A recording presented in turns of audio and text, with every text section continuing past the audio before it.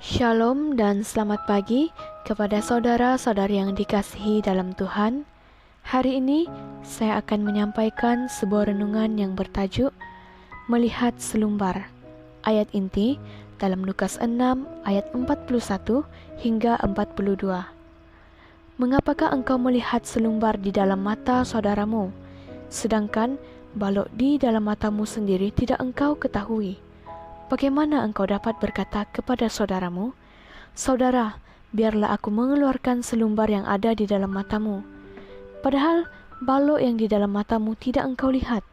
Hai orang munafik, keluarkanlah dahulu balok dari matamu, maka engkau akan melihat dengan jelas untuk mengeluarkan selumbar itu dari mata saudaramu. Ada suatu ketika seorang guru bijak hendak menguji murid-muridnya. Dia masuk ke dalam kelas dan berdiri di depan papan putih yang masih bersih. Lalu dia membuat sebuah bulatan hitam yang kecil di tengah-tengah papan putih itu. Kemudian dia bertanya kepada murid-muridnya, "Apa yang kamu lihat di papan putih ini?" Dan murid-murid sekelas serta menjawab, "Kami melihat sebuah nokta hitam."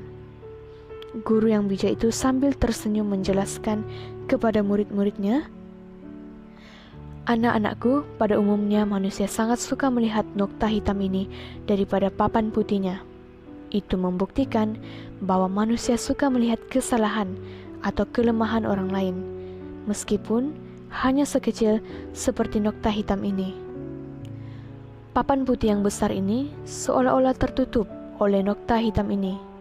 Marilah, anak-anakku, kita belajar untuk melihat hal-hal positif dari orang lain daripada melihat hal yang negatifnya." Komen murid-murid adalah sebuah gambaran umum sifat manusia yang sangat senang melihat kesalahan dan kelemahan orang lain daripada kesalahan dan kelemahannya sendiri. Melalui pernyataan tadi, Yesus menasihati kita agar mengeluarkan balok di mata kita terlebih dahulu sebelum melihat selumbar di mata orang lain.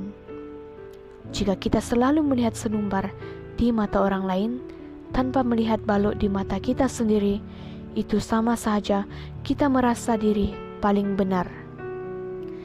Dan apabila kita sudah melihat dan merasa diri kita paling benar, itu sama saja seperti kita sombong.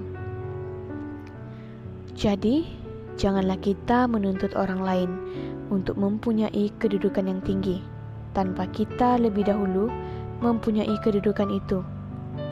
Karena makin tinggi kedudukan yang kita buat bagi sesama, maka semakin tinggi pula kedudukan yang harus kita penuhi.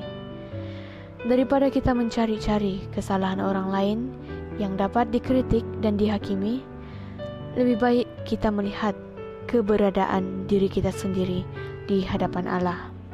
Ingat bahwa tidak ada manusia di dunia ini yang sempurna.